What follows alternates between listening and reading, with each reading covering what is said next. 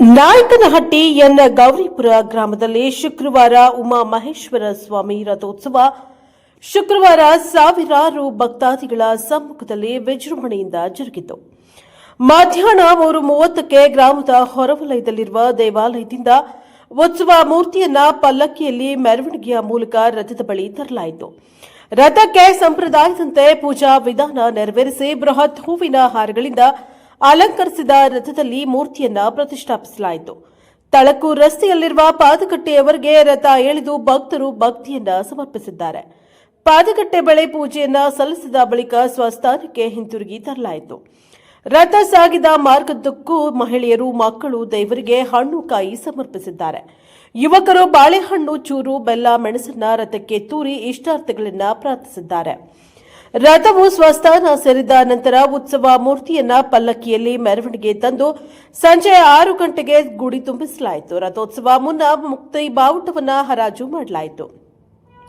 ಗೌರಿಪುರ ಗ್ರಾಮದ ಬೋವಿ ಚಂದ್ರನ ಮಗನಾದ ಶ್ರೀ ವಿಜಯ ಮುಕ್ತಿ ಬಾವುಟವನ್ನ 3,11,000 ರೂಪಾಯಿ ಮುಕ್ತಿ ಬಾವುಟವನ್ನ ತಮ್ಮದಾಗಿಸಿಕೊಂಡರು. ಈ ಸಂದರ್ಭದಲ್ಲಿ ಉಪಸ್ಥಿತರಾದ ಉಮಾಮಹೇಶ್ವರ ದೇವಸ್ಥಾನದ ಅಧ್ಯಕ್ಷರಾದ ಜಿಎಂ ಗಂಗಾಧರಪ್ಪ, ಬಿಎಂ ತಿಪ್ಪೇಸ್ವಾಮಿ, ಕಾರ್ಯದರ್ಶಿ ಎಂಪಿ ಕನ್ವೀನರ್, ಗ್ರಾಮ ಪಂಚಾಯಿತಿ ಅಧ್ಯಕ್ಷ ಡಿ ತಿಪ್ಪೇಸ್ವಾಮಿ, ಉಪಾಧ್ಯಕ್ಷರಾದ ಸೈಯದ್ ಅಖ್ತರ್ ಬಾನು, ಕಾರ್ಯದರ್ಶಿ ಸರ್ವಮಂಗಳ, ಪಿಡಿಒ ಗಿರೀಶ್, ಮಾಜಿ ಅಧ್ಯಕ್ಷ ಬಿಜಿ ಬೋರ್ನಾಯ್ಕ, ಗ್ರಾಮ ಪಂಚಾಯಿತಿ ಸದಸ್ಯರಾದ ಮಂಜುನಾಥ, ತಿಪ್ಪಮ್ಮ, ತಿಪ್ಪೇಸ್ವಾಮಿ, ಹಿರೇಹಳ್ಳಿ, ವಕೀಲರಾದ ಮಲ್ಲೇಶ್, ಶ್ರೀಕಾಂತ್, ಮೂರ್ತಿ, ಶಿವಾನಂದ ಸ್ವಾಮಿ, ಸುನಿಲ್ ಕುಮಾರ್, ತಿಪ್ಪೇಸ್ವಾಮಿ, ಕೆಟಿ ಶಿವಯ್ಯ, ಮಾಜಿ ಗ್ರಾಮ ಪಂಚಾಯಿತಿ ಸದಸ್ಯ ಬಸವರಾಜ್, ವಿನಯ್, ಗಣೇಶ್ ಪ್ರಸಾದ್, ಚಿದಾನಂದ ಮೂರ್ತಿ, ಕೆಟಿ ಸುರೇಶ್, ಇಂದಿರಮ್ಮ ಸೇರಿದಂತೆ ಭಕ್ತಾದಿಗಳು ಹಾಜರಿದ್ದರು. Bureau report Harish, Praja power TV, Nayakanahatti.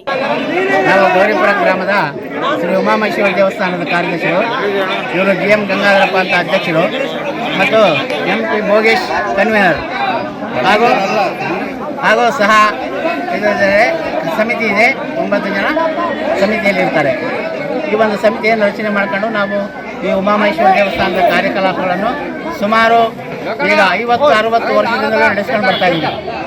ಬಹಳಷ್ಟು ಮೊದಲೆಲ್ಲ ಬಹಳ ಊರು ಚಿಕ್ಕದಾಗಿತ್ತು, ಬಹಳ ಬಡತನ ಇತ್ತು. ಸಿಂಪಲ್ಲಾಗೆ ಮನೆಗೆ 5 ರೂಪಾಯಿ ವಸೂಲು ಮಾಡಿ ಸಿಂಪಲ್ಲಾಗಿ ಮಾಡ್ತಾ ಇದ್ವಿ. ಆದರೆ ಇತ್ತೀಚೆಗೆ ಜನ ಬೆಳವಣಿಗೆ ಆಯಿತು, ಜನ ಬುದ್ಧಿವಂತರಾದರು. ನಮ್ಮ ಉಮಾಪತಿ ಮಾವರು ಮೊನ್ನೆ ತೀರ್ಕೊಂಡ್ರು, ಗೊತ್ತಿದೆ ನಿಮಗೆ. ಅವರ ಸಹಕಾರದಿಂದ ಇವತ್ತು ಇಷ್ಟೆಲ್ಲ ಬೆಳೆಯೋಕ್ಕೆ ಅನುಕೂಲ ಆಯಿತು ನಮಗೆ. ಅವರ ಒಂದು ಧಾರಾಳ ಗುಣದಿಂದ ನಾವು ಇಷ್ಟೊಂದು ವಿಜೃಂಭಣೆಯಿಂದಾಗಿ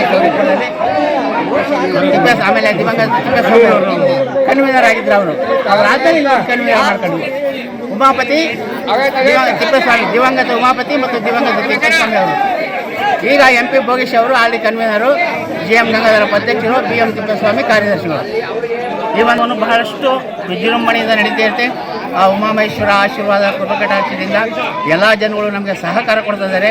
ಆ ಒಂದು ನಿಟ್ಟಿನಲ್ಲಿ ನಾವು ಈ ಕಾರ್ಯಕ್ರಮವನ್ನು ಯಶಸ್ವಿಯಾಗಿ ನಡೆಸ್ಕೊಂಡು ಬರ್ತಾ ಇದ್ದೀವಿ.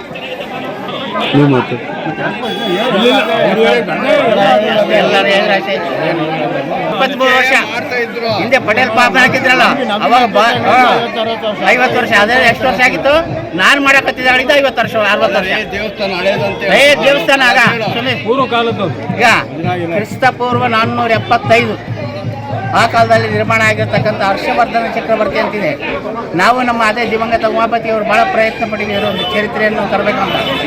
ಫಸ್ಟು ಮೈಸೂರು ಮಾನಸ ಗಂಗೋತ್ರಿಗೆ ಹೋದ್ವಿ, ಅಲ್ಲಿ ಅದಾದ ಸಿಗಲಿಲ್ಲ. ಅವರು ಗುಲ್ಬರ್ಗ ಯೂನಿವರ್ಸಿಟಿಗೆ ಹೇಳಿದರು, ಅಲ್ಲಿಗೆ ಹೋದ್ವಿ, ಅಲ್ಲಿ ಸಿಗಲಿಲ್ಲ.